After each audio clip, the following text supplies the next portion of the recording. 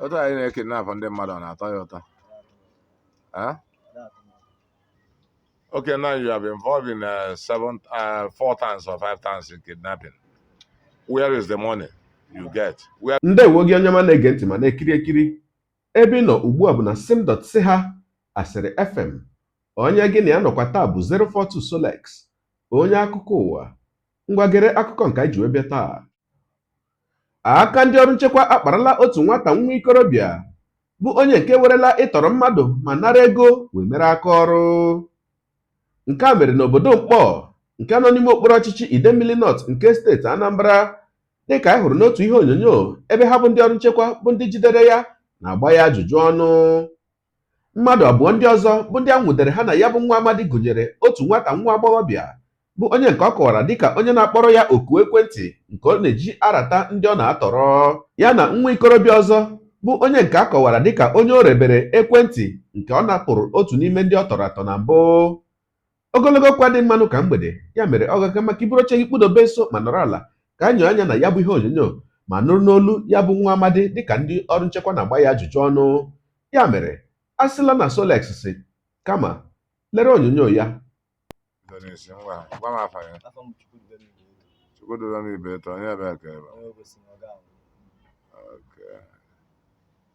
Nke ebe na-alụ kidnapping.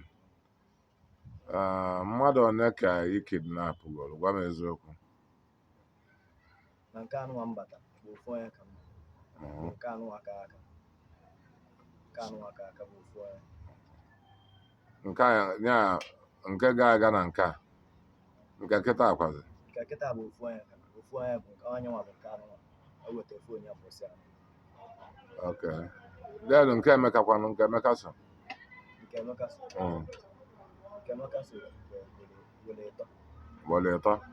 So ọ bụrụzi agbole ịnọ ka imegwe kidnapping. Otu anyị na-ekidnap ndị mmadụ na-atọ ya ụtọ.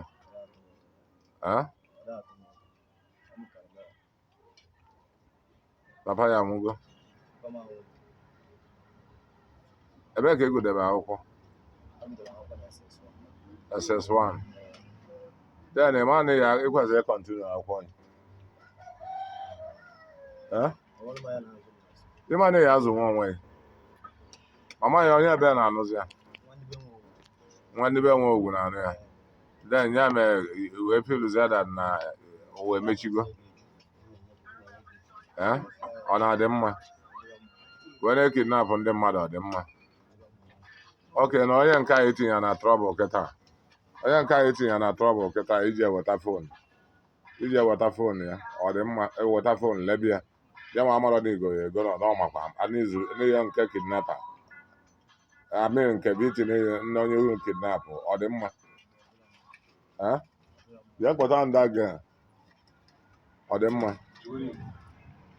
So why do you want to make that? Well, just tell me, because if I name it, on about some movie, why is it me?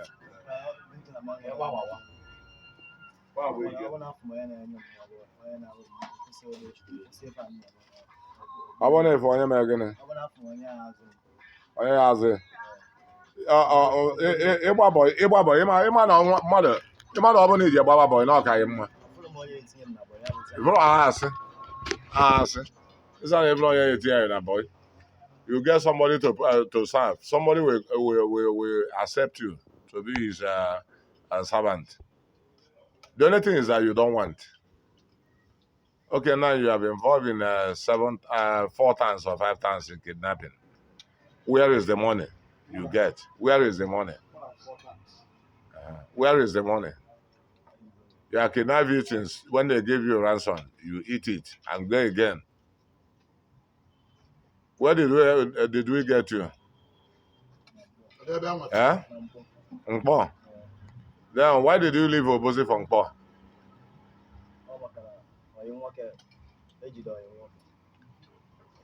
Ejide nwoke. Your friend was arrested. Who is also a kidnapper. What is his name? Emeka, where is he now? Okay, Akụkọ. You are going to meet him. You are going tomorrow to meet him in the Akụkọ. Do you know this girl? Sit down there. Do you know this girl? Huh? Who is she? Okay. Yeah, was they call? Okay. Call against the then I get kidnapped, the people you want to kidnap. Huh? Okay. She lured them through Facebook. Okay. What is the call all about?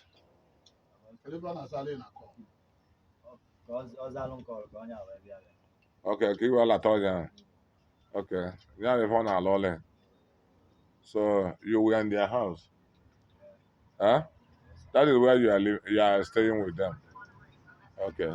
What are his brother? Is his brother doing the same thing? Is he doing the same thing? He's not into the kidnapping saga. Okay, but this one is a member now. This one is a member, this girl. Huh? Okay. You say it's a member. Okay, what is your name? Huh? Okay, Chukuhu. Huh? Mother Ebunam. You are from where? You are from Nkpo. How many years are you? 20 years. You, how many years are you? Okay, 22. This one came at 18 years. Then, you yourself, you say you are how many years? 19 years. Huh? 20 years. Okay. Are you in the school? Huh? You are done with secondary school? Ọkwa ikirichala ya bụ ihe onyonyo ugbu a nke akụkọ ụwa gaala ka m kwukwa na uche m nke nji bụrụ mmadụ. Na mbụ ka m kene egodu unu niile bụ ụmụnne m ndị Igbo ndị njibiri ndị na-eso m na peji a na chanel a, karịsịa ndị bịara wedere m ihe nakwa na ọtụtụ ndị kpọrọ m akpọ n'ekwentị si m kedu ihe na-eme na ha adịghị ahụzi ihe onyonyo m kamgbe mkpụrụ ụbọchị ole na ole gara aga. Ana m asị unu jidenụ ka unu ji wee na-ekpe na-asị na Chineke nna onye kere eluigwe n'ụwa ga na-agọzi unu ọpụpụ unu na mbata unu niile maka ichetakwa na echeta na unu ahụbeghị m n'iru akwụkwọ mkpụrụ ụbọchị ole na ole. Ihe mere na unu ahụbeghị m kamgbe mkpụrụ ụbọchị ole na ole gara aga bụ na ahụ adịchaghị m. Ọya ịba nwere ka o si wee bịa tụnye m aka. Ị na-egekwanụ m ntị n'olu ugbu a, ị ga-aghọta na azụzụ ka nọ m n'ahụ, ọsụsọ na-agbakwanụ m maka gịnị aka m na-aṅụ ọgwụ. Mana agbanyeghị ka o si na-adị, asị m mba na m ga-apụtarịrị wetara unu ihe onyonyo nke a.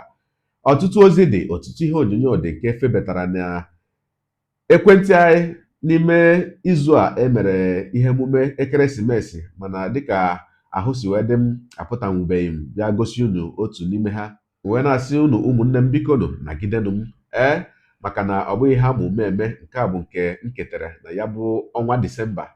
Mana udo dị, abịa na ya bụ ihe onyonyo nke anyị kiriri ugbu a, ana m asị unu bụ ndị ọrụ nchekwa ndị obodo Mkpọ, asị m unu daalụ, bụ ndị nwudere ya bụ nwa amadi ya na onye otu ya, wee na-asị unu daalụ n'ọlụ, ka Chineke nna gọzie unu. Mana o nwere otu ihe nke na-agbagoju m anya na ya bụ ajụjụ ọnụ nke unu gbara ebe a, maka anọ m na-ege ntị ka m nụ mgbe unu ga-ajụ ya ihe dịka kedu ndị ya na ha na-arụ ya bụ ọrụ ntọ, kedu ndị otu ya. Ka ọ pụtara na ọ bụ sọsọ ya bụ nwa ikorobịa na-atọrọ ndị mmadụ, sọsọ ya na nwa agbọghọbịa nke na-emere ya, nke na-akpọrọ ya oku ekwentị dịka unu si wee kọwaa. Ọzọ wee bụrụzie, anọ m na-ege ntị na-elekwa n'anya ma unu a ga-ajụ ha ka ha si eme ya bụ ihe, ka ha si wee na-arụ ya bụ ọrụ ntọ. Ma ọ bụrụ na sọsọ ha abụọ bụ ihe na-atọrọ mmadụ, kedu ka ha si eme ya? Mana onweghị ka unu si wee jụọ ya bụ ajụjụ. M wee sị n'uche m adịghị ama ụdị ọnọdụ adapụta ọzọ, onwekwa ndị ọzọ unu jidere mgbe ọzọ. O nwere ụfọdụ ajụjụ ndị mmadụ na-ele anya na unu ga-ajụpụta ha. Ya bụ ajụjụ mbụ ọ ga-enyere ndị ọrụ uwe ojii aka, makwanụ nyere unu aka ime nchọpụta miri emi ka a na-akpọ investigeshọn n'olu bekee. Ma nyekwara ndị mmadụ, ndị obodo aka, the public, ka ha mara ka ha bụ ndị ọrụ ntọ ka ha si wee kwado nke ikpeazụ a, ka onye ọbụla hụrụ ihe dị otu ahụ, makwanụ onye ọbụla nụrụ ihe dị otu ahụ ha kọwara, ka onye ahụ mụrụ anya. Mana ọ dị mma, uche m ka m kwuru, gị onye ụwa onye na-egere akụkọ ụwa m, ị marala etu anyị si eme ya, deere ebumnuche gị etusu ahụ ya bụ ihe nke ikiriri ugbu a na ngalaba okwu ka anyị mara uche gị, n'ihi na uche onye adịghị ya njọ. Daalụkwa gị onye na-eso ebụrụ anyị esonye, ekelekwa gị onye asị gị jide ka iji, onye asị ya jide ka o ji, ị mara na nke o ji kacha mma. Gị taa bụkwanụ mbụ ị na-ahụ ihe onyonyo anyị, asị gị nnọọ. Onye gị na ya ka nọkwa bụ 042 Solex, onye akụkọ ụwa n'iru akwụkwọ efere mba ụwa. Ya mere, ọ bụrụ na ka m mere dị gị mma n'obi nwanne, biko ọ bụ na Facebook na Instagram ka ị na-ahụ ihe onyonyo apịara m folo, ọ bụ na YouTube ka ị na-ekiri ya bụ ihe onyonyo pịara m sọskraịb, ya ma mgbịrịgba anya n'akụkụ ka ị nwee ike na-enweta ihe onyonyo ndị ọzọ m ga na-ewetara gị n'ọdịnihu. Ọ bụ na Twitter ka ị hụrụ ya bụ ihe onyonyo pịara m folo, ọ bụ na TikTok itikere m folo ma atọ ọkụ ma Igbo ndị nwe m, Igbo mụrụ ụzọ mụ ọzọ, ekelekwa m unu wee na-asị na ọ ga na-adịrị unu niile mma o. Ise ngwa tụsawara m ihe onyonyo a na-atụsara m ya bụ ihe onyonyo na-apịrị m aka na share button. Ya maara gị mma ezigbo mmadụ. Udo dịrị unu.